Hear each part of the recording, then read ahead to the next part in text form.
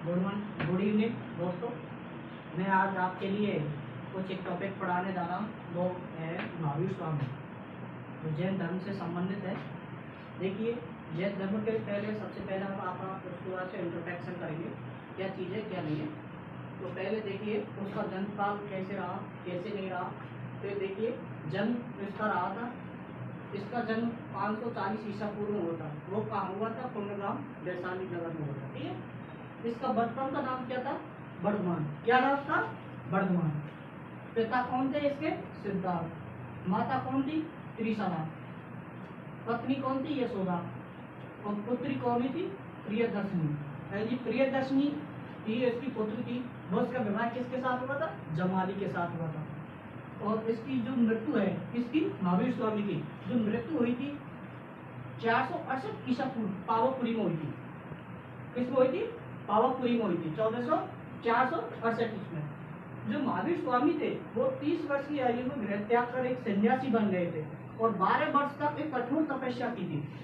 12 वर्ष तक क्या करी थी? कठोर तपस्या के बाद में जाम्बिया ग्राम के निकट, एक जाम्बिया ग्राम यानी गांव के निकट, एक ऋजुपालिका नदी के किनारे एक साल वृक्ष, यानी साल वृक्ष किसको बोल सकते हैं? बट वृक्ष को भी बोल सकते हैं, के नीचे एक केवल ज्ञान की प्राप्ति हुई थी। देखिए भाई, इसने 30 वर्ष की आयु में गृह त्याग किया। किसने किया था? जैन धर्म ने, यानी महावीर स्वामी ने। 30 वर्ष की आयु में गृह त्याग कर एक सन्यासी हुए और 12 वर्ष की कठोर तपस्या के बाद एक जम्बिया ग्राम यानी गांव के निकट एक ऋजुपालिका एक नदी थी। क्या थी? एक नदी थी। उस नदी के किनारे एक साल वृक्ष था। एक साल वृक्ष जिनको बोल सकते हैं बट वृक्ष के किनारे एक केवल ज्ञान की प्राप्ति की। क्या करी थी? केवल ज्ञान की प्राप्त करी थी। तो उसके बाद देखिए, जैन धर्म के क्या सिद्धांत, उसने कुछ सिद्धांत दिए थे। पहला सिद्धांत दिया था ईश्वरीय, क्या था? अविश्वास। क्योंकि ईश्वर पर क्या करते हैं? अविश्वास करते हैं। क्योंकि जैन धर्म के अनुसार ईश्वर सृष्टि ईश्वर नहीं है। क्योंकि क्या नहीं है? ईश्वर सृष्टि नहीं है। सृष्टि अनादिकाल से ही विद्यमान है। सृष्टि क्या है? अनादिकाल से विद्यमान है। क्योंकि संसार के जो सभी प्राणी होते हैं वो कर्मों के अनुसार क्या करते हैं? फल भोगते हैं। किसके अनुसार? कर्मों के अनुसार फल भोगते हैं। कर्म ही पुनर्जन्म का क्या है? कारण है। क्या कारण है? पुनर्जन्म का कारण है। ठीक है। उसने दूसरा सिद्धांत किया था त्रिरत्न। त्रिरत्न कौन कौन से है? सम्यक दर्शन, सम्यक ज्ञान और सम्यक आचरण।